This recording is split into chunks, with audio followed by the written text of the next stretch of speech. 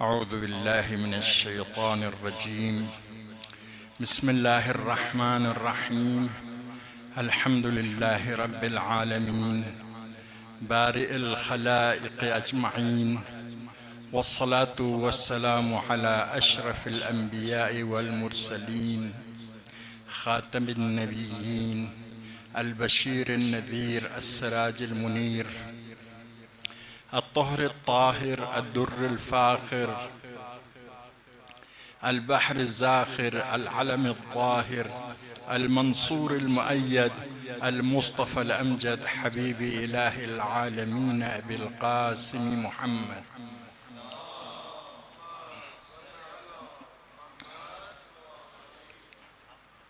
وآله الطيبين الطاهرين المعصومين الذين أذهب الله عنهم الرجس وطهرهم تطهيرا.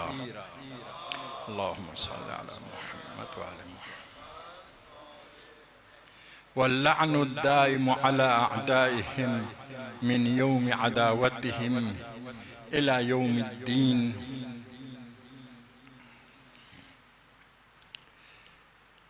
ایام شہادت ہے. آج سید سجاد کی شہادت کے دن آپ نے امت کو نجات دینے کے لیے جو عظیم قربانی حسین اور شہدائے کربلا نے پیش کی، اور آپ نے اور شہزادی زینب نے اور باقی اسرا نے اسی مقصد کے لیے اسیری کے صعوبتوں کو برداشت کی، تو آپ نے پیغام کربلا پہنچانے کا سلسلہ شروع کیا.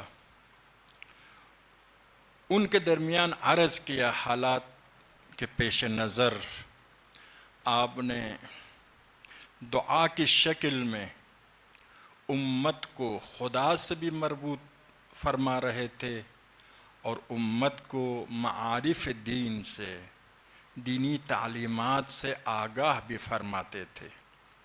تمام معارف دین دعا کی شکل میں مسلمانوں تک پہنچایا اور مسلمانوں کو انہی معارف کے سلسلے میں خدا کے ساتھ بھی مربوط کیا. آپ نے یہ تعلیم دی کیونکہ حالات دعا خود ہدف ہے. چنانچہ عرض کیا فلسفہ خلقت عبودیت کی جان دعا ہے. اس کے علاوہ تربیت کا ایک اہم ذریعہ دعا ہے. حدیث میں ارشاد ہوتا ہے ان عند اللہ منزلہ لا تنال الا بالمسئلہ. خدا کے پاس ایک مقام اور مرتبہ ہوتا ہے انسان کے لیے، اس مقام پر فائز نہیں ہو سکتا جب تک خدا کے درگاہ میں اپنی درخواست پیش نہ کرے. خدا کی درگاہ میں اپنی درخواست پیش نہ کرے تو اس منزل پر فائز نہیں ہو سکتا. ہمارے عرف میں بھی اگر کہا جائے فلان آدمی سیٹھ صاحب کے پاس، وزیر کے پاس، فلان افیسر کے پاس جھکتا ہے، زانو ادب طے کرتا ہے، تو یہ گالی ہے. لیکن اگر کہا جائے فلان استاد کے پاس زانو ادب طے کرتا ہے تو یہ کیا ہے؟ تعریف ہے، عزت ہے. یہ ایک عرفی مثال ہے. تو خدا کے سامنے جھکنا انسان کو عروج تک لے جاتا ہے. مولا امیر المؤمنین نے فرمایا الہی کفا بی عزا ان اکون لک عبدا. خدایا میری عزت کے لیے اتنا بس کہ میں تیرا بندہ ہوں. وکفا بی فخرا ان تکون لی ربا. میرے لیے فخر اور افتخار اور مباحات کے لیے یہی کافی ہے کہ تو میرا رب ہے، تو رب ہے، اسی پر میں فخر کرتا ہوں. اس سے بڑھ کر کوئی فضیلت نہیں ہو سکتی. اور ان میں امام نے دعا میں بھی سب سے زیادہ توحید پر، خدا شناسی پر، معرفت خدا پر توجہ دیا، مسلمانوں کو اس کی طرف متوجہ کیا۔ خدا کے کتنے احسانات ہیں، مادی احسانات، معنوی احسانات، خدا کا امام اس کی طرف متوجہ کرتے ہیں۔ دیکھیے اس عالم میں ہمارے آج کل کے دور میں لوگوں کو دین سے دور کرنے کے ہر قسم کے ہتھ کنڈے اپنا رہے ہیں، لوگوں کے عقائد کو خراب کرنے کی کوشش کرتے ہیں۔ عقائد میں جس عقیدے کے لیے بنیادی حیثیت ہے، سب سے زیادہ بنیادی حیثیت ہے، وہ عقیدہ توحید ہے۔ حدیث میں ہے اول الدین معرفت الجبار، دین کے شروع، دین کے بنیاد، دین کا آغاز کیا ہے؟ خدا کے معرفت حاصل کرنا۔ وآخر الامر تفویض الامر الیہ، اور پھر کمالات کی طرف جا کر 100% خدا پر اعتماد کرنا۔ معرفت حاصل کرو، اس معرفت کے شاہراہ پر آگے چل کر 100% خدا پر بھروسہ کرنا، تمام امور کو خدا کے حوالہ کرنا۔ میں اپنے جوان بھائیوں کے لیے، جوان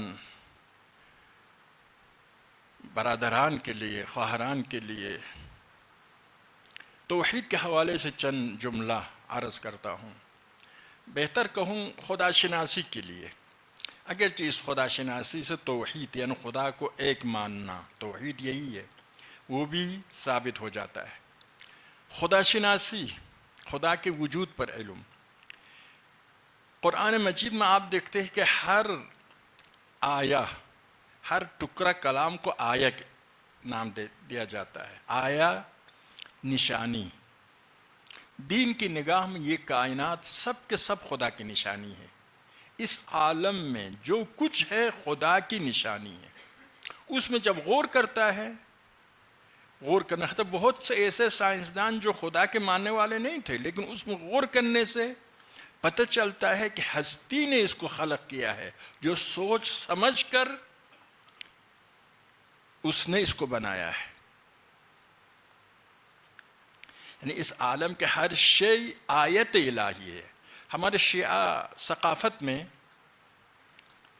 مجتہدین کو آیت اللہ کہتے ہیں۔ اس کی وجہ یہی کہ خدا کی نشانی، سب خدا کی نشانی ہے، لیکن مجتہدین بڑے عالم ہونے کی وجہ سے تھوڑا سا زیادہ لوگوں کو خدا کی طرف متوجہ کرتے ہیں۔ اس وجہ سے یہ پھر آہستہ آہستہ یہ ہمارے عرف میں، ہماری ثقافت میں یہ اصطلاح بن گیا، محاورہ بن گیا۔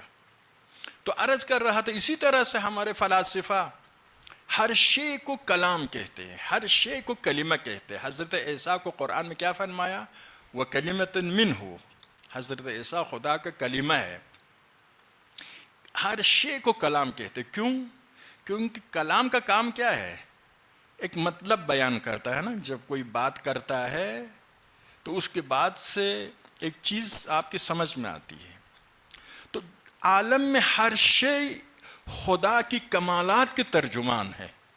اس عالم میں جو اشیاء ہے، جو مخلوقات ہے، جس کو بھی آپ دیکھیں گے وہ خدا کی عظمت کے ترجمان ہے، خدا کی محبت کا ترجمان ہے، خدا کی حکمت کا ترجمان ہے، خدا کی عدالت کا ترجمان ہے، خدا کے قدرت کا، خدا کے حیات کا، خدا کے رازقیت کا، خدا کے رحمانیت کا ترجمان ہے۔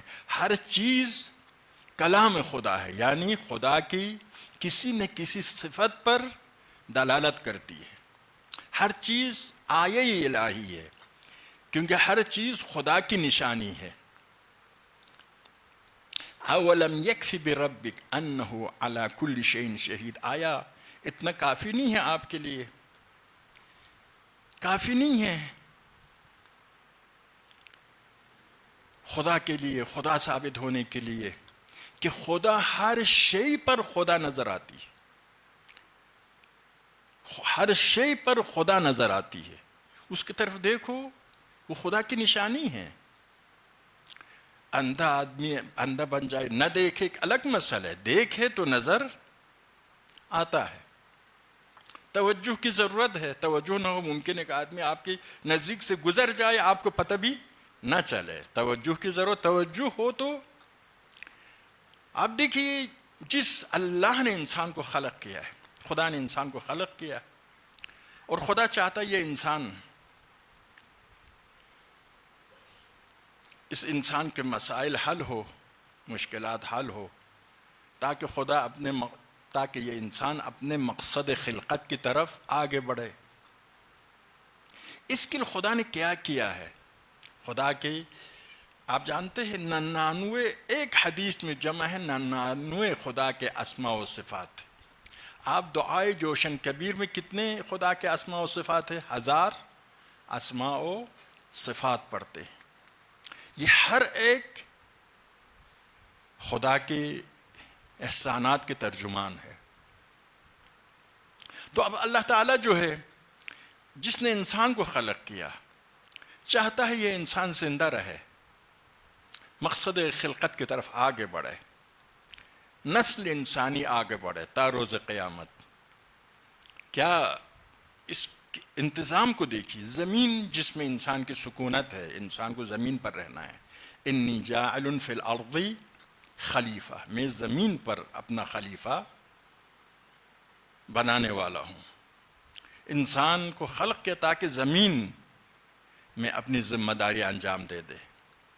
تو زمین اور سورج کا فاصلہ کتنے ہیں؟ آپ سکول کے سارے بچے جانتے ہیں, 150 ملین کلومیٹر فاصلہ ہے,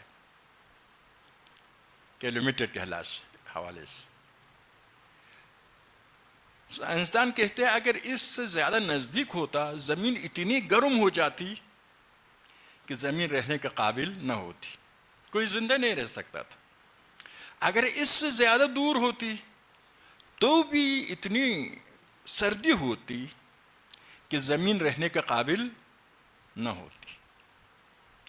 اب اس کے بعد آپ دیکھتے کہ زمین سورج کے اطراف میں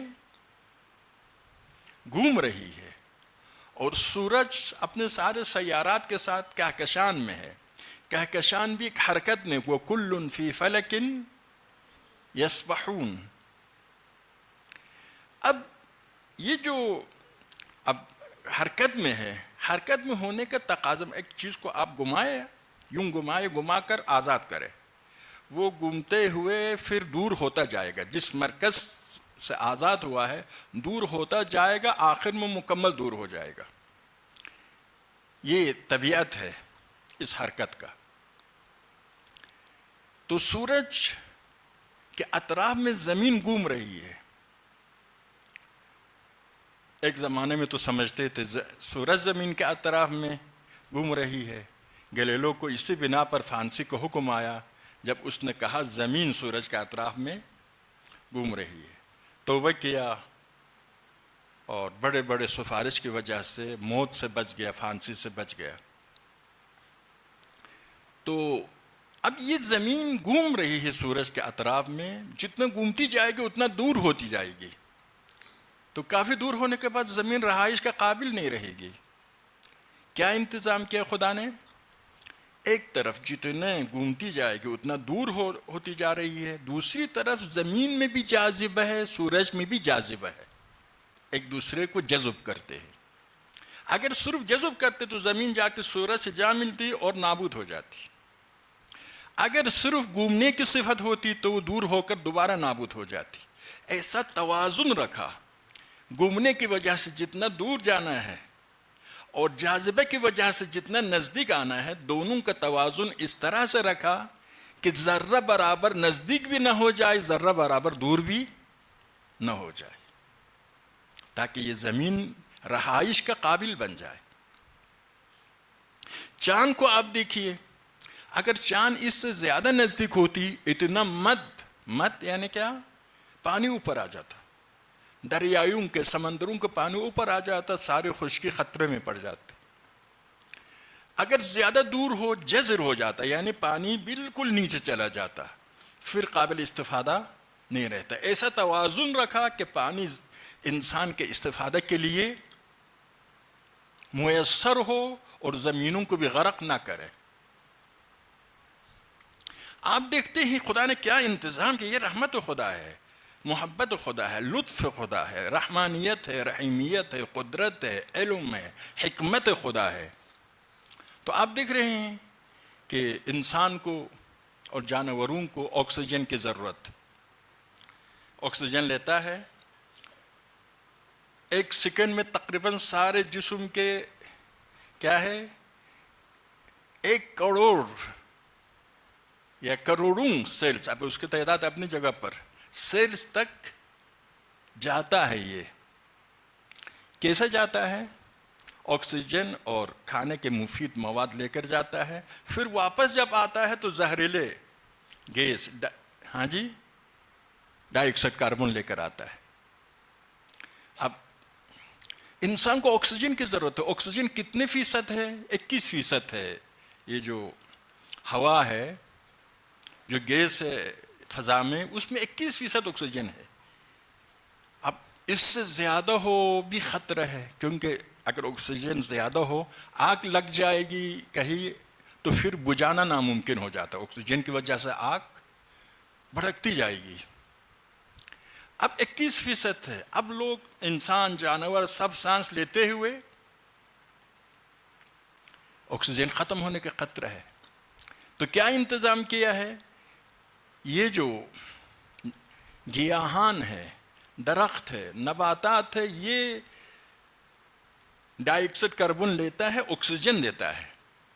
انسان آکسیجن لیتا ہے، ڈائی آکسائڈ کاربن دیتا ہے، اور یہ نباتات، درخت، سبزیجات الٹا کیا کرتے ہیں؟ ڈائی آکسائڈ کاربن لیتے ہیں، آکسیجن دیتا ہے۔ تو ایسا سسٹم بنائے کہ آکسیجن کبھی ختم نہ ہو، ایک توازن برقرار رکھا کہ ہمیشہ انسان و حیوان زندہ رہنے کے لیے آکسیجن کے کارخانے موجود ہو۔ اب دیکھیے خدا کی حکمت، یعنی خدا چاہتا ہے انسان زندہ رہے اور اپنے مقصد تخلیق کی طرف آگے بڑھے، اس کے لیے کتنی انتظام ہوا ہے۔ اب ایک کھانے میں نے پرسوں بھی ایک مثال دی تھی، روٹی کھانے کے لیے، ہمارے جو بھی کھانا ہم کھاتے ہیں اس کے لیے یہ کس کی ضرورت ہے؟ چاول، روٹی وغیرہ وغیرہ۔ اب سمندر دنیا کے کیا ہے؟ 75% پانی ہے، 25% شاید خشکی ہے، کم زیاد کے ساتھ۔ اب اس حوالے سے کیا ہے؟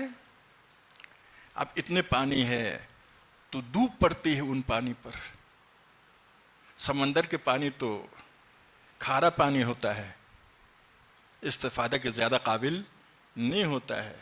آج کل علمی اتنی ترقی کے باوجود بھی بہت کم استفادہ کر سکتے، بہت ہی خرچہ ہے اس پانی کو استفادہ کے لیے لانے میں، خرچہ بہت ہے۔ تو آپ دیکھتے ہیں کہ کیا انتظام کیا خدا نے؟ دھوپ پڑتی ہے سمندروں پر، یہ بخار کی شکل میں پانی کے ذرات اوپر جاتے ہیں، پھر بادل کی شکل اختیار کرتا ہے، ہواؤں کے ذریعے بادلوں کو حرکت میں لاتا ہے، اور یہ بادل جب کسی ٹھنڈ علاقے میں مناسب جگہ پر پہنچتا ہے، یا بارش میں تبدیل ہو جاتا ہے یا برف میں تبدیل ہو جاتا ہے۔ اب پہاڑوں پر برف بن جاتا ہے، وہاں سے نہروں کی شکل میں نیچے آتا ہے۔ اگر یہ پہاڑ نہ ہوتے تو نہر ممکن نہیں تھا، پانی سب کے سب آتا زمین کے نیچے چلا جاتا۔ تو نہروں کے شکل میں پہاڑوں سے پانی نیچے آتا ہے، نیچے آنے کے بعد زرخیز زمینوں تک پہنچتا ہے، وہاں پر لوگ ہیں اپنے کھانے کے لیے، بیچنے کے لیے کاشتکاری کرتے۔ کاشتکاری آسان کام نہیں ہے۔ داستانوں میں ہے کہ ایران کے شاہ عباس کے بارے میں کہ اس نے کہا کہ ہمارے ملک میں جو بیکار لوگ ہیں، کام نہیں کرتے ہیں، ان کو جمع کرے۔ حقیقی اگر بیکار ہو، ہم سرکاری خزانے سے ان کو خرچہ دیں گے۔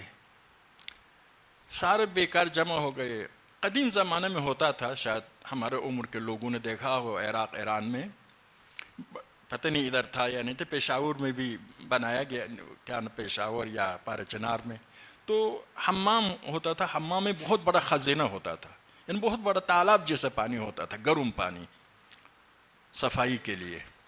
تو اس قسم کا ایک بہت بڑا تالاب بنایا، کئی ایسا، سارے بیکار لوگوں کو جمع کیا، بہت گرم پانی، بہت گرم کر کے اس میں سب کو اندر ڈال دیا. تو جیسے اندر ڈال دیا، پانی بہت ہی گرم تھا، کسی کے فوراً نکل آتے تھے. عام طور پر یا پاؤں لگتے ہی نکل آئے یا کچھ اندر جانے کے بعد نکل آئے، سب نکل آئے، گرمی کو، حرارت کو برداشت نہ کر سکے، نکل آئے. صرف 2 آدمی اندر رہ گئے. ایک دوسرے سے کہہ رہا تھا بھائی تم ان کو کہنا کہ میں جل رہا ہوں. دوسرا اتنے بھی کہنے کے تیار نہیں تھا. تو شاہ ابا نے کہا کہ حقیقی بیکار لوگ یہی 2 ہے کہ اپنی جان خطرے میں ہے، اس کے باوجود بات کرنے کے لیے بھی تیار نہیں. کچھ چیخنے کی ضرورت ہے، بلند آواز میں بات کرنے کی ضرورت. تو یعنی یہ کیوں ایسا؟ خدا انسان کو ایک نعمت دی ہے، اپنے ذات سے محبت کرنے کی نعمت. اپنے ذات کو پسند کرتا ہے، اپنے ذات کے لیے خیر چاہتا ہے، خوبی چاہتا ہے، فائدہ چاہتا ہے، اپنے آپ کو نقصانات سے بچانا چاہتا ہے. قوہ شہویہ، قوہ غضبیہ. شہویہ ابھی عربی سے جب دوسری زبانوں میں آتا ہے تھوڑا سا منفی معنی بھی ساتھ ہو جاتا ہے. شہویہ چاہت کو کہتے ہیں عربی زبان میں. چاہتے ہیں جو بھی آپ کے چاہتے ہو، ایک ایسا قوہ ہے آپ کے اندر جو تمام اچھی چیزوں کو اپنی طرف جذب کرنے کی کوشش کرتے ہیں. اور غضب یہ ہے کہ ہر نقصان دہ چیز سے اپنے آپ کو دور کرے یا اس کو اپنے سے، اگر کر سکے خود اس کو بگا دے، اگر اس کو نہیں بگا سکتے خود بھاگ جائے. یہ 2 قوہ خدا نے دی ہے. اگر یہ 2 قوہ نہ ہوتا تو انسان اسی دنیا میں بھوکا مر جاتا، جانوروں سے دفاع نہ کرتا، درندوں سے دفاع نہ کرتا، دہشت گردوں سے، یا قدیم زمانے میں رہزن حملہ کرتے تھے شہروں پر وغیرہ پر، ہر جگہ دفاع نہ کرتا، بلکہ جنت کے لیے بھی کام نہ کرتا، جہنم کے لیے بھی کام نہ کرتا، کیونکہ جب اپنی ذات سے محبت نہ ہو تو کچھ بھی نہ کرتا. تو خدا نے یہ نعمت دی ہے. اسی لیے جب یہ پانی آتا ہے اور زرخیز زمین ہے، اوپر سے پانی آ رہا ہے، کاشتکار کام کرتا ہے اور کام کر کے فصل حاصل کرتا ہے، گندم ہے، چاول ہے، انواع فصل. اب یہ اپنی ضرورت کے مطابق خود رکھتا ہے، باقی کو بیچتا ہے تاکہ اپنے دوسرے مسائل میں خرچ کر سکے. تو یہ شہروں میں آتا ہے. شہروں میں کون لاتا ہے؟ تاجر لاتے ہیں. وہ تاجر بھی چونکہ دولت چاہتا ہے، اپنی ذات سے محبت ہے، اسی لیے جا کر دیہاتوں سے خرید کر لاتا ہے شہروں میں. شہروں میں تاجر خود تو چھوٹا وہ کاروبار نہیں کرتا ہے، دکانداروں کو دیتا ہے. دکاندار گھر سے نکل کر صبح سے شام تک کام کرتا ہے. یہی صفت ہے ان میں بھی، کیونکہ اپنی ذات سے محبت ہے، اسی لیے کام کرنا چاہتا ہے. اور پھر دکاندار سے گھر تک پہنچتا ہے. گھر والے بھی کام کرتے ہیں تب خرید سکتے، ورنہ نہیں خرید سکتے. دیکھیں انسان کو بچانے کے لیے خدا نے کیا انتظام کیا. سمندر سے شروع کیا ہے، دھوپ سے شروع کیا ہے، سورج اور زمین کے فاصلے کو بھی خاص رکھا ہے، سورج چاند اور زمین کے فاصلے کو بھی خاص رکھا ہے، پہاڑوں کو بھی خلق کیا ہے تاکہ انسان روٹی کھا سکے. یہ کس چیز کا علامت ہے؟ آیت الہی ہے، رحمت کی علامت، محبت کی علامت، شفقت کی علامت، رأفت کی علامت، رحمانیت کی علامت، رحیمیت کی علامت، حکمت خدا کی علامت، قدرت خدا کی علامت، علم خدا کی علامت، رازقیت خدا کی علامت، خالقیت خدا کی علامت. اب انسان تک پہنچایا. پھر انسان کھانا کھاتا ہے، کھانا کھانے کے بعد مر جاتے ہیں. کھانا کھاتے ہی تو نہیں مر جاتے ہیں، اپنی عمر کرنے کے بعد مر جاتے ہیں. تو پھر نسل انسانی ختم ہو جائے گی، ختم. خدا نے کیا انتظام کیا؟ انسانوں میں مرد اور عورت اور ایک کشش رکھا دونوں کے درمیان. روایت میں ہے کہ جیسے ہی حضرت آدم کی نگاہ حضرت حوا پر پڑی تو اور حضرت حوا کی نگاہ حضرت آدم پر، ایک کشش کا احساس کیا. ابھی جانتے ہی نہیں تھے یہ کیسا مخلوق ہے، کیونکہ پہلی بار وجود میں آئے تھے. خدا نے ایک کشش رکھا. وَمِنْ آيَاتِ أَنْ جَعَلَ لَكُم مِّنْ أَنفُسِكُمْ أَزْوَاجًا لِتَسْكُنُوا إِلَيْهَا. خدا کی نشانیوں میں سے ایک یہ نشانی ہے کہ عرض کی آیت ہے نا اس عالم کے ہر شے، ایک آیت یہی ہے کہ تمہارے زوجہ تمہارے نفسوں میں سے ہے، یعنی تمہیں میں سے ہے، اجنبی نہیں ہے، غیر نہیں ہے. ابھی یورپ وغیرہ میں کچھ لوگ کتا رکھتے ہیں گھر میں، کہتے ہیں یہ کتا رکھنے والے ایک نفسیاتی بیماریوں میں مبتلا ہو جاتا ہے، کیونکہ انسان کے مونس و انیس کتا نہیں بن سکتا ہے، انسان کے ہمدم انسان بن سکتا ہے. وَجَعَلَ بَيْنَكُمْ مَوَدَّةً لِتَسْكُنُوا إِلَيْهَا. اب اس زوجے کی وجہ سے تمہیں سکون ملے گا. سکون یہ بہت عظیم نعمت ہے. اللہ تعالیٰ کے بارے میں کیا فرمایا؟ اطمینان کا باعث ہے. خدا کا نام یاد خدا باعث اطمینان ہے. یہاں پر فرمائے زوجہ تمہارے سکون کا باعث ہے. وَجَعَلَ بَيْنَكُمْ مَوَدَّةً وَرَحْمَةً. محبت بھی خدا نے قرار دی. مودت وہ محبت ہے جس کا اظہار کیا جائے. صرف دل میں اگر ہے محبت ہے، دل میں جو محبت ہے اس کا اظہار کیا جائے تو مودت ہے. چنانچہ اہل بیت کی محبت بھی واجب، مودت بھی واجب. یعنی صرف دل میں محبت نہ رکھو بلکہ اس مودت کا اظہار کرو. مجالس آپ رکھتے ہیں، گریہ وزاری کرتے ہیں، ماتم کرتے ہیں، خلاصہ اس محبت کا کیا کرو؟ اظہار کرو. مودتاً و رحمہ، اور مہربانی قرار دیا.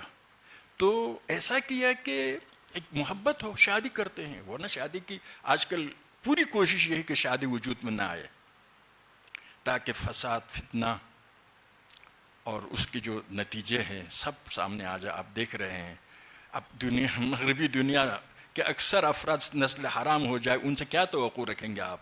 ان سے خیر کی توقع رکھ سکتے ہیں؟ تو یہ ازدواج، اب پہلے دفعہ ازدواج خدا نے ایسا کیا کہ محبت رکھا، جاذبیت رکھا. اس کے بعد شادی کے بعد بچے کی فکر میں آ جاتا ہے. عجیب یہ ہے، بچے کی فکر میں آ جاتا ہے. خدا نے دونوں کے دل میں بچے کی خواہش پیدا کرتا ہے. جب بچہ شکم مادر میں ٹھہرتا ہے تو ماں کوئی اور ہے، بچہ کوئی اور ہے. واضح ہے بچہ الگ مخلوق ہے، ماں الگ مخلوق ہے، اگرچہ اس کے شکم میں ہے، لیکن اس کے باوجود اس کے دل میں اب بچہ جیسا ہی مہینے نزدیک ہو جاتا ہے دنیا میں آنے کے، ماں کے جسم میں اس کے لیے دودھ کا انتظام ہوتا ہے. دیکھیے بچہ دنیا میں آنے سے پہلے اس کے کھانے کا انتظام ہو جاتا ہے.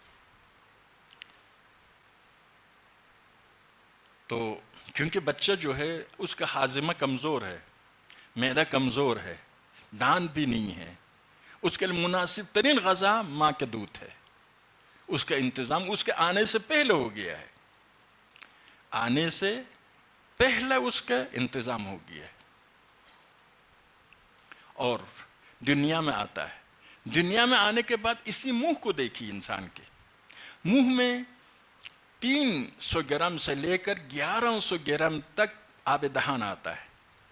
آب دہان کا فائدہ ایک آپ کے منہ صحیح و سالم رہتا ہے. اگر آب دہان نہ ہو تو آپ جانتے کٹ جاتا ہے، پھٹ جاتا ہے، زبان چلانا مشکل ہو جاتا ہے. اب وہ آب دہان اس میں کیمیائی خصوصیات ہے، کھانا نگلنے میں، کھانے کے ہضم میں اس کا بڑا کردار ہے. کھانوں کو نرم کرنا، پھر اس کے ہاضمے میں بھی آب دہان کا بڑا کردار ہے. اور منہ میں آپ دیکھتے ہیں زبان ہے، اتنا کام کرتا ہے کہ بالکل منہ کو مسلسل صاف کرتی ہے. یہ زبان ایک جھاڑو کی طرح منہ کو صاف کرتی ہے. اور یہ زبان گائے کی زبان کی طرح نہیں ہے کہ اتنی بڑی ہو کہ آپ بات نہ کر سکے، یا پرندے کی زبان کی طرح نہیں ہے اتنی چھوٹی ہو کہ پھر بھی بات نہ کر سکے. یعنی اس اندازے میں زبان خلق کیا ہے کہ آپ بات کر سکے. لیکن بات کرنے کے لیے دانتوں کی بھی ضرورت ہے. دانت مثلا کسی دانت پر یہ زبان لگ جائے تو کوئی خاص آواز نکلتی ہے، دوسری دانت پر لگ جائے دوسری آواز نکلتی ہے. آپ جانتے ہیں اندر سے ایک سانس متصل قسم کی سانس نکلتی ہے, آواز نکلتی ہے, زبان اس کو کاٹتی ہے, کاٹ کر حروف کی شکل دیتی ہے. اگر زبان نہ ہوتے, ہم آپ اپنے جو گونگے بہرے ہیں ان کو دیکھیے, بالکل ترقی نہیں کرتے ہیں, چھوٹے بچے کی طرح ان کی عقل ہوتی ہے. وجہ کیا ہے؟ خدا نے انسان کو عقل دی ہے, انسان اشرف مخلوقات ہے اسے عقل کی وجہ سے, یعنی اشرف مخلوقات بن سکتا ہے عقل کی وجہ سے. لیکن یہ انسان جو ہے اگر زبان نہ ہو عقل بھی ترقی نہیں کرے گی. انسان خود سوچنا چاہے زبان کے ذریعے سوچتا ہے. آپ سوچیے اپنے گھر میں خلوت میں کسی مطلب پر سوچے تو الفاظ کے ذریعے سوچتے ہیں, الفاظ نہ ہو تو نہیں سوچ سکتے. دوسرے تک اپنے پیغام پہنچانا چاہے تو الفاظ کے ذریعے پہنچاتے ہیں, دوسرے سے پیغام لینا چاہے الفاظ کے ذریعے پہنچانا چاہتے ہیں. تاریخ میں 1000 سال پہلے کے پیغامات لینا چاہے تو بھی الفاظ کے ذریعے. تحریر یعنی الفاظ زبان سے پھر وہ تحریر میں بدل گیا ہے, اور گزشتہ نسلوں کی تحریر ابھی ہے وہی زبان سے اس کا تعلق ہے. اگر زبان نہ ہوتی تو انسان کے عقل بالکل 4-5 سال کے بچے کی طرح عقل رہ جاتی. تو انسان عقل کے بغیر تو مقصد خلقت کی طرف, فلسفہ خلقت کی طرف آگے نہیں بڑھ سکتا. تو اللہ تعالیٰ جس نے انسان کو خلق کیا ہے اس نے اس کی ترقی کے لیے تمام وسائل فراہم کیا. ابن سینا کہتے دیکھیے آپ کی آنکھیں ہیں, جب کوئی چیز آپ کے آنکھوں کی طرف آتی ہے آپ کے ارادے کے بغیر خود بخود بند ہو جاتی ہے آنکھ, ارادے کے بغیر, حکم کے بغیر. اور اوپر سے دیکھیے پسینہ آتا ہے, گرد و خاک آتا ہے, اب شکنے بھی رکھا ہے تاکہ گرد و خاک کو پسینے کو روکے, اور پھر ابرو رکھا ہے, یہ سب کے لیے, جوانوں کے لیے بھی ہے, بچوں کے لیے بھی. ابرو کے ذریعے آنکھوں میں آنے والے گرد و خاک کو, خس و خاشاک کو روکتا ہے. پھر ابرو سے بھی اگر نیچے آ گیا, ابرو سے بھی اگر نیچے آ گیا پلکیں رکھا ہے تاکہ کوئی ایسی چیز آنکھوں کے اندر چلی نہ جائے, اور آنکھوں کو تھوڑا سا گودی میں رکھا ہے تاکہ ضربت ڈائریکٹ آنکھوں پر نہ لگے. یہ حکمت خدا ہے کہ انسان کے لیے آنکھوں کی اہمیت ہے. یہاں تک کہ بلکہ چھوٹی چیزوں کو بھی خیال رکھا ہے. کہتے ہیں کہ آپ دیکھیں ہاتھوں میں جو لکیریں ہیں, یہ لکیریں نہ ہو تو اتنا مشکل پیدا نہیں ہوگا, لیکن کسی چیز کو آپ پکڑیں گے پھسل جائے گا مسلسل. تو ایک ضرورت ہے, آنکھوں کی طرح کی ضرورت نہیں لیکن ایک ضرورت ہے. تو خدا نے اس کو بھی نظر انداز نہیں کیا ہے. آپ کی ضرورت کی تمام چیزوں کو خدا نے وَأَتَاكُم مِّن كُلِّ مَا سَأَلْتُمُوهُ, جس چیز کو بھی تم نے مانگا ہے خدا نے دیا ہے. مانگا یعنی کیا؟ تمہاری فطری تقاضا, تمہاری فطرت نے جو مانگا ہے اس کو خدا نے دیا ہے. کوئی ایسی چیز نہیں جو انسان کی ضرورت ہو خدا نے نہ دیا ہو. وَأَتَاكُم مِّن كُلِّ مَا سَأَلْتُمُوهُ وَإِن تَعُدُّوا نِعْمَةَ اللَّهِ لَا تُحْصُوهَا. جو کچھ تم نے مانگا ہے خدا نے دیا ہے. اگر خدا کی نعمتوں کو آپ گننا چاہیں گے تو آپ نہیں گن سکتے. تو یہ اللہ تعالیٰ ارحم الراحمین ہے, ہمارا خالق. انسان کو زندہ رکھنے کے لیے, اب اس کی روحانی ترقی کے لیے فطرت, عقل, انبیاء بھیجا, ائمہ اطہار کو منصوب فرمایا, اور مادی ترقی کے لیے اتنے انتظامات کیا. تو یہ خدا اتنی صفات و کمالات کے ساتھ ہمارا مالک ہے. اگر آپ کسی چیز کو بناتے ہیں اسی کا مالک آپ ہے, آپ کے اختیار ہوتا ہے. اس چیز سے کیسا فائدہ اٹھانا؟ اب کوئی مشین, نئی مشین آ جائے بازار میں تو بنانے والا ہدایات سال لکھ کے بیچتا ہے کہ اس سے اس طریقے سے استفادہ کرنا ہے. تو انسان کا خالق جب خدا ہے تو خدا بتائے گا کہ انسان کو کس طرح سے زندگی کرنا چاہیے. اسی کو بتانے کے لیے خدا نے انبیاء کو بھیجا ہے, اسی کو بتانے کے لیے ائمہ اطہار کو ذمہ داری دی ہے. تو ہم کچھ لوگ کہتے ہیں نا کیوں دین کی کیا ضرورت ہے؟ بھئی ہم خدا کے مال ہے، خدا نے ہم کو بنایا ہے، ہم کسی چیز کو بناتے ہیں تو اسی کے ہم مالک ہو جاتے ہیں، اس کا 100% اختیار ہمارے ہاتھ میں ہوتا ہے. تو ہمارا بنانے والا خدا ہے، نہ صرف ہمارے بنانے والا، ہمارے آبا و اجداد کے بنانے والا بھی خدا ہے. نہ صرف گزرے ہوئے زمانے کی بات، ابھی بھی خدا کی طرف ہم محتاج ہے. خدا نے ہمیں بنایا ہے لیکن ابھی بھی خدا کی طرف محتاج ہے. یہ نعمتیں کسی لمحے میں چھن سکتی ہے. عاقل سمجھدار آدمی اچانک پاگل ہو جاتا ہے، فالج گرتا ہے. ابھی بھی خدا کی طرف محتاج ہے، آئندہ بھی خدا کی طرف محتاج ہے، دنیا میں بھی خدا کی طرف محتاج، آخرت میں بھی خدا کی طرف محتاج. اسی لیے ہمارا مالک خدا ہے تو خدا کی بات مانیں. اسی لیے ولایت کا حق خدا کو ہے، حکومت کا حق خدا کو ہے. انما ولیکم اللہ، حکومت کا حق خدا کو ہے کیونکہ ہم خدا کی مخلوق ہے. ہماری سعادت کو وہ بھی بہتر جانتا ہے کہ ہماری سعادت کس میں ہے، ہماری شقاوت کس میں، ہمارے دشمن کون ہے، دشمن سے کیسا ہم مقابلہ کر سکتے ہیں، یہ سب خدا ہی بتا سکتا ہے. اسی لیے عرض کے حکومت کرنے کا حق خدا کا. آپ جانتے توحید کے اقسام میں سے ایک قسم کیا ہے؟ توحید در حکومت، توحید در ولایت. حکومت کا حق صاحب اختیار، ولایت وہی صاحب اختیار، حکومت کرنے کا حق خدا کو ہے. یہ خوارج کی غلط فہمی تھی، کہتے تھے کہ خدا صرف حکومت کرنے کا حق خدا کو حاصل ہے، ان الحکم الا للہ. آیت ان کی سمجھ میں نہیں آ رہی تھی یا بہانہ ڈھونڈ رہے تھے. جو بھی ہو، حکومت کا حق خدا کو ہے یا علی آپ حکومت کر رہے ہیں، یہ صحیح نہیں ہے. تو مولا نے فرمایا حکومت کا حق خدا کو ہے. خدا کے ہی تعالیم کے مطابق، خدا کے ہی حکم کے مطابق، خدا کے ہی اذن کے مطابق ہم حکومت کرتے ہیں. یعنی ہمارا عقیدہ میں کیا ہے؟ قوانین بھی الہی ہونا چاہیے اور حکمران جو ان قوانین کو معاشرے میں نافذ کرتا ہے وہ بھی خدا کی طرف سے ہونا چاہیے. پیغمبر خدا کو خدا نے معین کیا ہے، ائمہ اطہار کو خدا نے معین کیا ہے. اطیعوا اللہ و اطیعوا الرسول. ایک درود پڑھیے محمد علی محمد.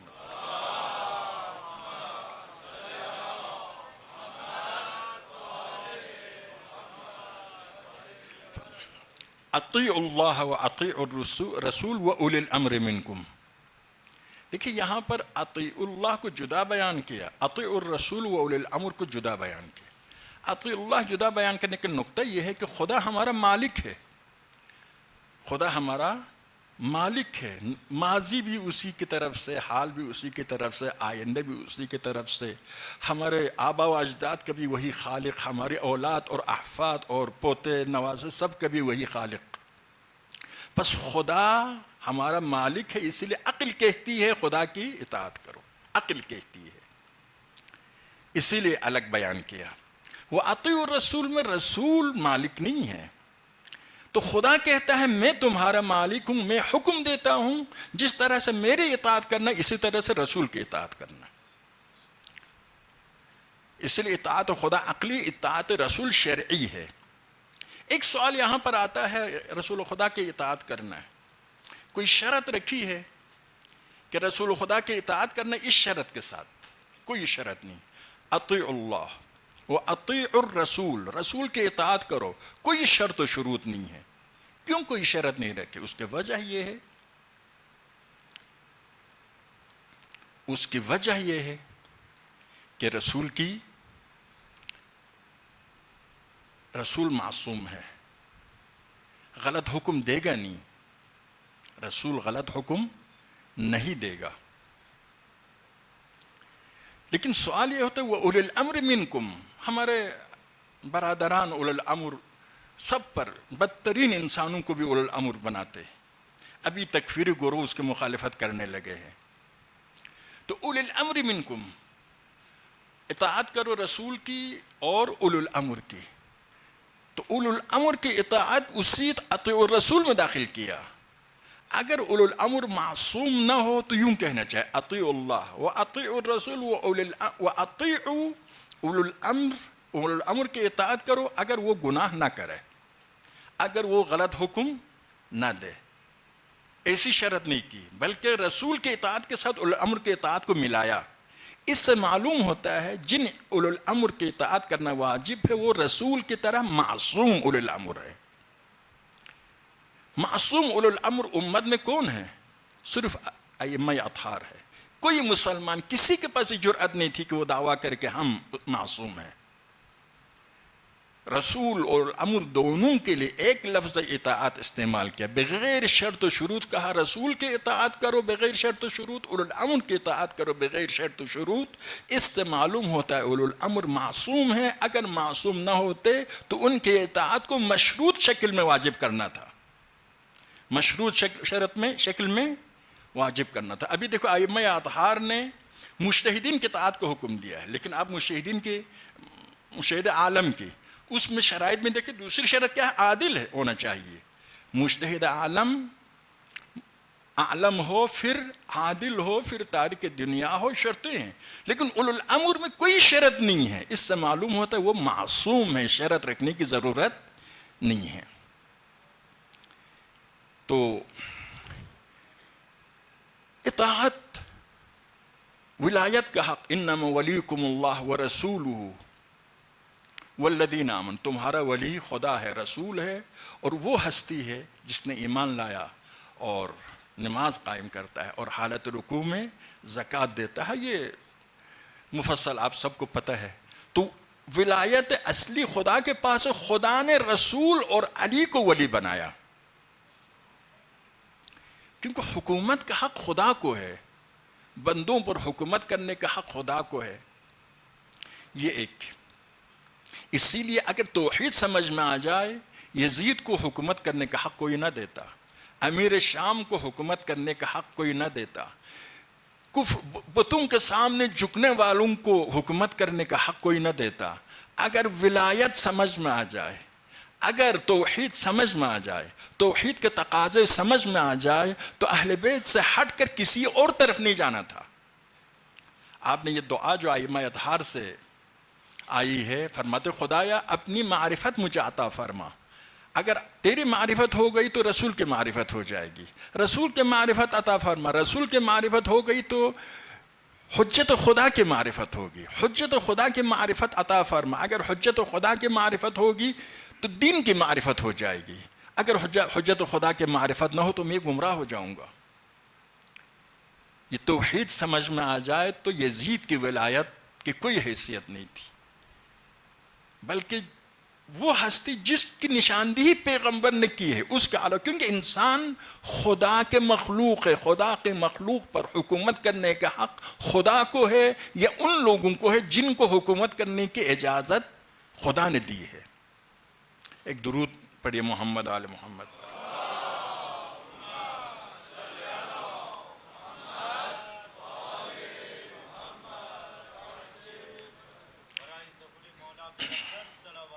اللہم صلی علی محمد وآل محمد۔ توحید الہی سمجھ میں آ جائے، توحید الہی کی قسم کیا ہے؟ توحید در خوف، صرف خدا سے ڈرنا، اور کم از کم سب سے زیادہ خدا سے ڈرنا۔ یخشون الناس کا خشیت اللہ، قرآن میں فرماتا ہے کچھ لوگ ایسے ہیں کہ خدا کے برابر لوگوں سے ڈرتے ہیں، یہ لوگ تو گمراہ ہو جائیں گے۔ یا صرف خدا سے ڈرو، ٹھیک ہے خطرات سے احتیاط کرنا ہے، ہوشیار رہنا ہے، دفاع کے سامان تیار کرنا ہے، سب کچھ اپنے جگہ پر، لیکن ڈرنا ہے صرف خدا سے، کیونکہ عالم خدا کے ہاتھ میں ہے۔ یا سب سے زیادہ خدا سے ڈرنا ہے، اگر خدا سے زیادہ کسی اور چیز سے ڈر گیا تو یہ راہ خدا پر نہیں رہ سکتا ہے۔ برابر اگر کسی اور چیز سے ڈر گیا تو راہ خدا پر نہیں رہ سکتا ہے۔ دیکھو جو جادوگر فرعون کے دربار میں آئے، فرعون نے کہا کہ آپ سب حضرت موسیٰ کے ساتھ مل کر سازش کی ہے، میں سب کو سولی پر لٹکاؤں گا۔ تو انہوں نے کیا کہا؟ تم کیا کر سکتے ہو؟ انما تقضی هذه الحیات الدنیا، تم دنیا میں ہماری جان لے سکتے ہو لیکن ہمیں ختم نہیں کر سکتے ہو، ہمارا درجہ بلندتر ہو جائے گا۔ آدمی کے پاس خوف خدا ہو تو غیر خدا سے نہیں ڈرتا ہے۔ توحید اگر صحیح آ جائے، خدا کے معرفت صحیح آ جائے، غیر خدا سے نہیں ڈرتا ہے۔ اسی طرح سے خدا کی معرفت صحیح آ جائے، خدا ہی سے محبت کرتا ہے. فرماتے والذین آمنوا اشد حبا للہ، جو اہل ایمان ہے وہ سب سے زیادہ خدا سے محبت کرتا ہے. قرآن کہتا ہے جو اہل ایمان ہے سب سے زیادہ خدا سے محبت. اپنی اولاد سے محبت کریں گے، اپنی زوجے سے محبت کریں گے، مال سے محبت، سب کچھ ٹھیک ہے، لیکن سب سے زیادہ محبوب خدا ہونا چاہیے. وہ کہاں پر پتہ چلے گا؟ ٹکراؤ کی صورت میں. حسین علی اکبر جیسی ہستی سے یقیناً محبت کرتے ہیں، وہ با کمالات شبہ رسول، صرف جسمانی نہیں ہے، روحانی لحاظ سے شبہ رسول، خلقا و خلقا و منطقا اشبہ الناس خلقا و خلقا. اب جب خدا کی محبت اتنی ہے کہ شہزادوں کو خود بیچتے، فرماتے جاؤ شہاد خدا کے راہ میں قربانی پیش کرو. علی اصغر جب آپ کے دست مبارک پر شہید ہوئے، آپ کو وہ تاریخی جملہ ہے، الہی ہون ما نزل بی انہ بعینک، خدایا یہ مصیبت مجھ حسین پر آسان ہوئی اس لیے کہ تیری نگاہوں کے سامنے ہے. سب سے زیادہ خدا محبوب ہونے سے خدا کے مقابل میں کوئی اور چیز نہیں ہے. تو اس وقت اب اگر کوئی گمراہ ہوا ہے، اہل کوفہ کیوں گمراہ ہوئے؟ فرزدق نے وہی مشہور جملہ کہا نا، دل آپ کے ساتھ ہے، تلوار آپ کے خلاف ہے، دنیا پرست ہے. ابھی تمام مسلمانوں کو دیکھیے، اگر تعالیم الہی کی خلاف ورزی کرتے تو کیوں کرتے ہیں؟ خدا کو مانتے ہیں، خدا کو خوش بھی کرنا چاہتے ہیں، خدا کے جنت میں بھی جانا چاہتے ہیں، لیکن دنیا سے زیادہ محبت ہے. اسی لیے خدا کے مقابل میں دنیا کو انتخاب کرتے ہیں نا. ہم میں سے جو بھی کبھی بھی گناہ اگر کیا تو اس کی وجہ ہے کہ دنیا کو زیادہ ترجیح دیتے ہیں. اگر محبت خدا یعنی توحید کامل ہو تو حسین پر رے کی حکومت کو انتخاب نہ کرتا، حسین پر ابن زیاد کو انتخاب نہ کرتا، ترجیح نہ دیتا، اور یزید کے خوف سے، ابن زیاد کے خوف سے حسین کو تنہا نہ چھوڑتا. توحید ایک اہم نعمت ہے، توحید خود ہدف بھی ہے، نصب العین بھی ہے، مقصد بھی ہے، تربیت کا ذریعہ بھی ہے. ہم نے ابھی تک تربیت کے حوالے سے توحید کے بارے میں گفتگو کی، لیکن خود نور ہے اور دوسروں کو بھی روشنی دیتا ہے. مقصد خلقت انسان توحید ہے، لیکن پوری تاریخ میں توحید کی غلط تصویر پیش کرنے کی کوشش کی گئی ہے. یہ جملہ عرض کرتا چلوں، وقت اگرچہ بہت آیا ہے. توحید ہدف ہے، اس کے باوجود آیے غدیر میں کیا فرماتا ہے؟ وَأَتْمَمْتُ عَلَيْكُمْ نِعْمَتِي، یعنی آج کی نعمت نہ ملی تو کچھ بھی نہیں ملا. توحید کے پیغام پیغمبر نے دیا ہے، نبوت کے پیغام دیا ہے، امامت کا کیا نام ہے، پورے دین کا پیغام دیا ہے، معاد کا پیغام دیا ہے. اس کے باوجود فرماتا ہے آج کے پیغام نہیں ملا، کچھ بھی نہیں ملا. اتممتو کا معنی یہ ہے وَأَتِمُّ الصِّيَامَ إِلَى اللَّيْلِ، یعنی کیا؟ رات تک روزے کو مکمل کرو، یعنی رات سے ایک سیکنڈ پہلے بھی کھول دیں گے سب کل عدم. تو آج امامت کی جو نعمت ہے اگر یہ نہیں ملی سب کل عدم، جبکہ اسلام میں سب سے اہم توحید ہے. یا غدیر کی مناسبت سے دوسری آیت جو نازل ہوئی، یا ایھا الرسول بلغ ما انزل الیک من ربک فإن لم تفعل فما بلغت رسالتہ. اگر آج کے پیغام نہیں پہنچا یا گویا آپ نے کچھ بھی نہیں کیا، جبکہ پیغمبر نے توحید کے پیغام، حج کے پیغام، شریعت کے پیغام، سارے پیغام پہنچایا ہے، لیکن امامت کے پیغام نہیں پہنچایا، گویا آپ نے کچھ نہیں کیا ہے. یا مولا امام رضا کو وہ مشہور حدیث ہے، آپ جانتے ہیں، جب آپ نشابور پہنچے 30,000 کے قریب لوگ جمع ہوئے لکھنے کے لیے، قلم و کاغذ لے کر. اس زمانے میں کوئی آسان کام نہیں تھا، تو امام نے فرمایا کلمۃ لا الہ الا اللہ حصنی، کلمہ لا الہ الا اللہ میرا قلعہ ہے، فمن دخلها امن من عذابی، جو اس قلعے میں داخل ہو جاتا ہے میرے عذاب سے وہ محفوظ ہے. ولیکن بشرطها وشروطها، لیکن اس کلمہ کی کچھ شرط و شروط ہے. وَأَنَا مِن شُرُوطِهَا، اس کلمے کے شروط میں سے ایک شرط میں بھی ہوں. یعنی کلمہ توحید قلعہ ہے، لیکن شرط و شروط ہے. اس کی شرط امامت. آپ نماز پڑھے 1000 رکعت پڑھے، پوری زندگی پڑھے بغیر وضو، نماز باطل ہے. اسی طرح سے وضو شرط نماز ہے نا، اسی طرح سے امامت شرط توحید ہے. اس کے اہم وجہ کیونکہ امامت کے بغیر توحید اور بت پرستی میں کوئی فرق نہیں رہتی ہے. مشرکین مکہ خدا کو مانتے تھے، ساتھ بت کو بھی مانتے تھے. یہ جو یورپ وغیرہ مغربی دنیا ہے، خدا کے ساتھ خلوت کرنے کے لیے بعض اوقات لاکھوں کے تعداد میں جوان جمع ہوتے ہیں، صحرا میں جمع ہوتے ہیں، خاص مقامات پر جمع ہوتے ہیں خدا کے ساتھ راز و نیاز کرنے کے لیے. لیکن کیسا خدا؟ ایسا خدا جس کو دلائی لاما نے پیش کیا ہے، ان کے مذہب نے پیش کیا ہے. ایسا خدا جو بش کے ساتھ بھی مقابلہ نہیں کرتا ہے، ٹرمپ کے ساتھ بھی مقابلہ نہیں کرتا، سارے ظالمین کی نسبت میں بھی خاموش خدا. ایسا خاموش خدا کو دنیا کے ہر ظالم و جابر پسند کرتا ہے. مغربی دنیا اس خدا کی بڑی تبلیغ کرتے رہے. یا انہوں نے کہا کہ کہیں انسان اہل بیت کے خدا تک نہ پہنچے، اس کے لیے تکفیریوں کو خدا پیش کیا، تکفیریوں کو بھی خدا پیش کرنے کا موقع دیا، اب تک دے رہے ہیں.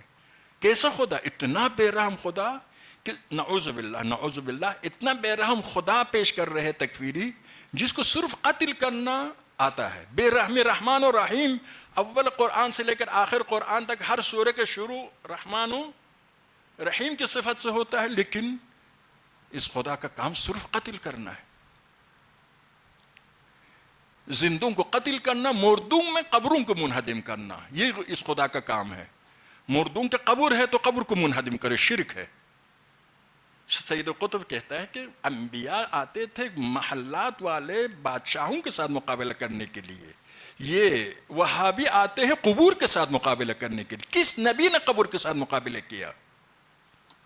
تو خدا، کیونکہ انسان فطرتاً خدا کی طرف مائل ہے، اسی لیے ایسا خدا پیش کرنے کا موقع دیا کہ لوگ خدا سے نفرت کریں، یا ایسا خدا پیش کرنے کا موقع دیا کہ جو ان کے غلط کاموں کے راہ میں رکاوٹ نہ بنے.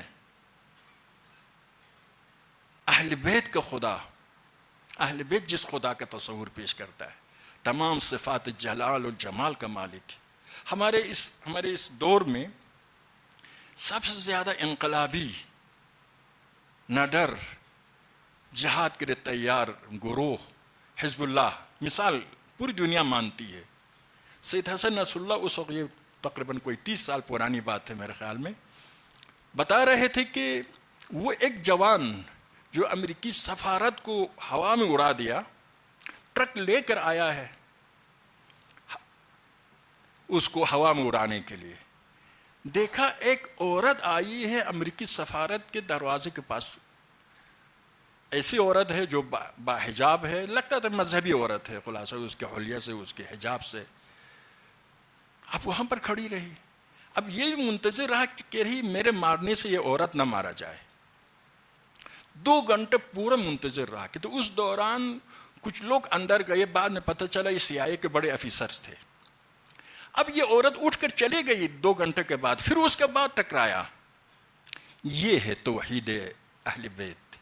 کسی عورت پر ظلم کرنے کے لیے تیار نہیں ہے، عورت کو جانتا بھی نہیں ہے. لیکن یہاں پر تکفیریوں کے خدا کو دیکھیے، چھوٹے بچوں کا قتل عام کرتے ہیں، کباب بنا کر اس کی ماں کے حوالہ کیا ہے داعشیوں نے، مستند خبر ہے. تو اسی لیے خدا اسلام کا کل کے کل خدا ہے، لیکن خدا کو اگر پیغمبر و اہل بیت پیش کرے وہ حقیقی خدا ہے. دوسرا بت پرستی کی دوسری شکل ہے، وہ خدا نہیں ہے. کیوں فرمائے بشرطها و شروطها؟ کیونکہ دوسرے لوگ حقیقی خدا کو پیش نہیں کریں گے، ظالموں سے بدتر خدا کا تصور پیش کریں گے. وہ خدا انسانیت کے نجات کا ذریعہ نہیں ہے. تو عرض یہی ہے کہ سید سجاد نے انسانوں کی بدبختی، اس وقت کی بدبختی کو بھی اسی میں دیکھا کہ ان کی توحید، وہ بھی توحید اہل بیت کی معرفت کی ضرورت ہے، اس کی طرف متوجہ کہ ہمیں بھی معرفت توحید، معرفت کے بعد عمل، توحید کے تقاضوں پر عمل کی ضرورت ہے. کیونکہ معرفت ہو عمل نہ ہو یہ معرفت بھی چلی جائے گی. غم اہل بیت ہے.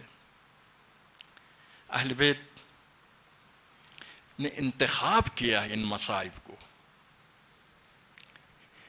دین کو نجات دینے کے لیے، انسانیت کو نجات دینے کے لیے مجبور نہیں تھے، ان کا عظیم مقام تھا معاشرے میں۔ سید سجاد سے جب کسی نے پوچھا مولا سب سے زیادہ ظلم کہاں پر ہوا، سب سے زیادہ ظلم کہاں پر ہوا، فرمایا 3 دفعہ فرمایا الشام الشام الشام، سب سے زیادہ ظلم ہم پر شام میں ہوا، سب سے زیادہ ظلم ہم پر شام میں ہوا۔ ایک شعر مقتل کی کتابوں میں امام کی زبان سے روایت کی گئی ہے، شعر معروف ہے، فرماتے اوقاد ذلیلا فی الدمشق کأننی من الزنج عبد غاب عنہ نصیر، اس طریقے سے دمشق کے بازاروں میں گلیوں میں پھرایا جا رہا ہوں، گویا حبش کا غلام ہوں، گویا فرزند پیغمبر نہیں ہوں، گویا فرزند علی بن ابی طالب نہیں ہوں۔ فیا لیت امی لم تلدنی، امام اعلیٰ ترین ہدف و مقصد کے ساتھ آئے ہیں، لیکن اتنی تکلیف ہوئی آپ کو، اتنی تکلیف ہو گئی، فرمایا اے کاش یزید مجھ کو اسیری کے حالت میں دیکھنے سے بہتر یہی تھا کہ میں دنیا میں ہی نہ آتا۔ سید سجاد راوی کو مصائب شام بیان فرماتے ہیں، راوی جب شام کے شہر میں ہم داخل ہو گئے، پورا شام کا چراغان کیا گیا تھا، لوگ خوشیاں منا رہے تھے، نئے نئے کپڑے پہن رکھا تھا، بچے اپنے والدین کے ساتھ دیکھنے کے لیے آئے تھے۔ اطفال حسینی پر کیا گزرا ہوگا جب چھوٹے چھوٹے بچے اپنے والدین کے ساتھ نئے نئے کپڑے پہن کے آئے ہیں، تماشا کر رہے ہیں۔ امام فرماتے ہیں لشکر یزید نے ہمیں احاطہ کیا تھا ننگی تلواروں کے ساتھ، نیزوں کے ساتھ، بسا اوقات نیزے کی پشت سے ہماری سیدانیوں پر، بچیوں پر حملہ کرتا تھا۔ ہمیں صبح سے شام تک شہر میں پھیرایا گیا، یہودی اور عیسائی علاقوں میں لے گئے، انہیں کہا گیا تمہارے بزرگ کو قتل کرنے والے انہی کے آبا و اجداد ہیں، انتقام لینا چاہتے ہو تو ان سے انتقام لے لو۔ ہمیں غلاموں کے بازار میں بھی لے گئے اور فروخت کرنے کی دھمکی دی۔ آپ جانتے ہیں باعزت انسان کے لیے غلامی سب سے بڑی مصیبت ہے، سب سے بڑی تکلیف ہے۔ پھر امام فرماتے ہیں جب ہمیں گلیوں سے لے جا رہے تھے، چھتوں سے پتھر گرایا جاتا تھا، آگ برسایا جاتا تھا، آگ کا ایک ٹکڑا میرے عمامے پر آیا، میرے دست مبارک بندھے ہوئے تھے، میرے پائے مبارک بندھے ہوئے تھے، عمامہ پر آگ آئی، عمامہ جل گیا، میرا سر اطہر بھی جل گیا۔ سید سجاد فرماتے ہیں اس طرح سے ہمیں لے گئے یزید کے دارالامارہ تک۔ جب دارالامارہ پہنچے ہم بارنگ ایک رسی میں بندھے ہوئے تھے۔ یزید کے پاس جب پہنچے ایسی حالت تھی جب کمزوری کی وجہ سے، سفر کی صعوبتوں کی وجہ سے ایک گر جاتا سب کے سب ساتھ گر جاتے۔ میں نے یزید سے فرمایا یزید اگر پیغمبر خدا ہمیں اس حالت میں دیکھ لے تمہارا جواب کیا ہوگا؟ پتہ نہیں کیا ہوا، یزید کو شرم آئی یا کوئی اور وجہ تھا، رسیوں کو کاٹنے کا حکم دیا۔ پھر اپنے غصہ ٹھنڈا کرنے کے لیے یزید ابن زیاد بن امیہ کا مقصد یہ تھا اہل بیت کو قتل کرنا عرب ثقافت کے مطابق معیوب تھا، اسی لیے ستا کر اذیتیں پہنچا کر چاہتے تھے کہ اہل بیت خود شہید ہو جائے، اسی لیے سر حسین لایا، چوبے خیزران سے سر حسین پر مارنے لگا۔ اہل بیت کے دل پر کیا گزرا؟ یزید اپنی طاقت دکھانے کے لیے سید سجاد کو مسجد اموی میں لے کر گیا تاکہ اپنی طاقت، عوامی طاقت کو دکھائے۔ مجمع سے بھری ہوئی ہے مسجد، ایک مقرر، ایک خطیب منبر پر جاتا ہے، علی اور اہل بیت کی مذمت کرتا ہے، یزید اور اس کے باپ اور بنو امیہ کی تعریف کرتا ہے۔ امام فرماتا ہے اے خطیب، تم نے ایک مخلوق کو خوش کرنے کے لیے خدا کو تم نے ناراض کیا۔ پھر یزید کی طرف رخ کیا، فرمایا یزید مجھے اجازت دو ان لکڑیوں کے اوپر جا کر ایسی بات کروں جس سے خدا بھی راضی ہو، اس خلق خدا کو بھی فائدہ پہنچ جائے۔ یزید نے منع کیا، اجازت نہیں دی۔ یزید کا بیٹا اور باقی بنو امیہ نے اصرار کیا، یہ چھوٹا سا نوجوان ہے، بیمار ہے، سفر کی صعوبتوں کی وجہ سے بات کرنے کی جان نہیں ہے، آپ کی خلافت زیادہ مضبوط ہوگی، آپ کی لیاقت کا زیادہ لوہا منوایا جائے گا، اس کو اجازت دے، یہ بات ہی نہیں کر سکے گا۔ یزید نے کہا آپ نہیں جانتے ہیں یہ علم کے خاندان سے تعلق رکھتے ہیں، یہ فصاحت و بلاغت کے خاندان سے تعلق رکھتے ہیں، اگر منبر پر گیا ہمیں رسوا کیے بغیر منبر سے نیچے نہیں آئے گا۔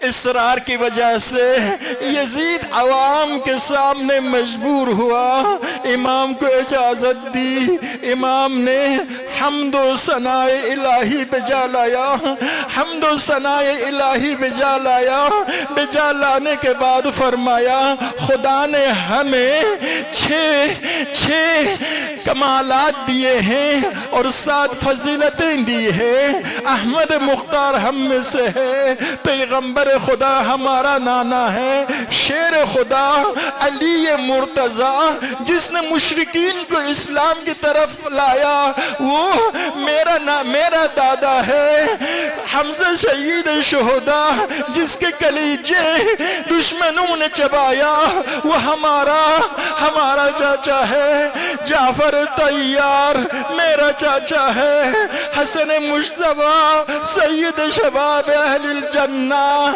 میرا چاچا ہے، اور حسین سید شباب جو کربلا کے میدان میں پیاسے مظلوم شہید ہوئے وہ میرا بابا ہے۔ سید سجاد کی اس خطبے نے مسجد میں انقلاب لایا، سارے لوگ رونے لگے، یزید پریشان ہو گیا، مؤذن سے کہا اذان کہو تاکہ لوگ خاموش ہو جائے، سید سجاد بھی خاموش ہو جائے، اذان دینے لگا، اذان دیتے ہوئے جب اشہد ان محمد رسول اللہ تک پہنچا تو سید سجاد نے مؤذن سے فرمایا رک جاؤ، یزید یہ بتاؤ یہ محمد جس کی رسالت کا گواہی دیتے ہو یہ تمہارا نانا ہے یا میرا نانا ہے؟ اگر تم کہو گے تمہارا نانا ہے دنیا جانتی ہے کہ تم جھوٹ بولتے ہو، اگر ہمارا نانا ہے یہ بتاؤ فرزندان پیغمبر کو تم نے کیوں اسیر کیا؟ سید سجاد کے دل پر سارے زخم ہیں لیکن پیغام اہل بیت سنانا ہے، مظلومیت اہل بیت کا پیغام پہنچانا ہے، مسلمانوں کو بیدار کرنا ہے۔ مدینہ جب پہنچے ایک دن سید سجاد نے کسی غریب کو چیختے ہوئے سنا میں غریب ہوں، میں بے کس ہوں، مدد مانگ رہا تھا۔ سید سجاد رک گئے، فرمایا غریب یہ بتاؤ اگر تمہاری موت آ جائے کوئی تمہیں دفن کرے گا یا نہیں؟ عرض کیا یا اپنے رسول اللہ ضرور مجھے دفن کریں گے، مسلمان کا دفن کرنا واجب ہے۔ سید سجاد کربلا کی طرف رخ کرتے، بابا میرا سلام ہو آپ پر، مسلمان کسی غریب کو بھی دفنائے بغیر نہیں چھوڑتے، لیکن یہ آپ کی قسمت تھی کہ 3 دن کربلا کے تپتی ریت پر آپ کی لاش پڑی رہی۔ الا لعنت اللہ القوم الظالمین وسيعلم الذین ظلموا أي منقلب ينقلبون۔